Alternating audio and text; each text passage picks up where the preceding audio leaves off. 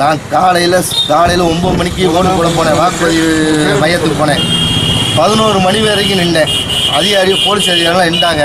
2 மணி நேரம் நின்றேன்.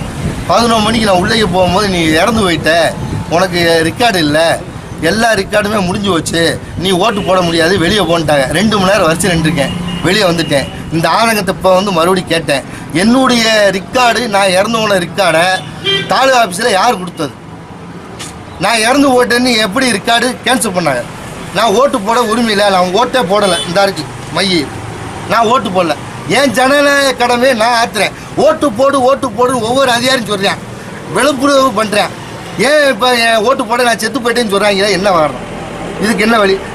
ஓட்டுநர் லைசன்ஸ் இருக்குது, பான் கார்டு இருக்குது, ஆதார் அட்டை இருக்குது, வெளிநாடு போன பாஸ்போர்ட்டு 10 வருஷம் போன பாஸ்போர்ட்டு இருக்குது, ரெக்கார்டு எல்லாமே இருக்குது, பான் கார்டு இருக்குது, எல்லா ரெக்கார்டுமே இருக்குது. நான் ஓட்டு போட முடியலேண்டா, நான் செத்து போயிட்டேன்னா என்ன காரணம்? நான் உயிரோடு இருக்கேன். இதுக்கு என்ன சொல்கிறீங்க?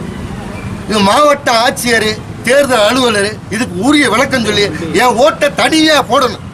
நான் போடணும். என் வாக்கை நான் செலுத்தணும். என் உரிமையத்தை நான் கேட்குறேன். அப்புறம் ஓட்டு போடு 18 வயசுல சொல்லக்கூடாது, விளம்பரம் பண்ணக்கூடாது.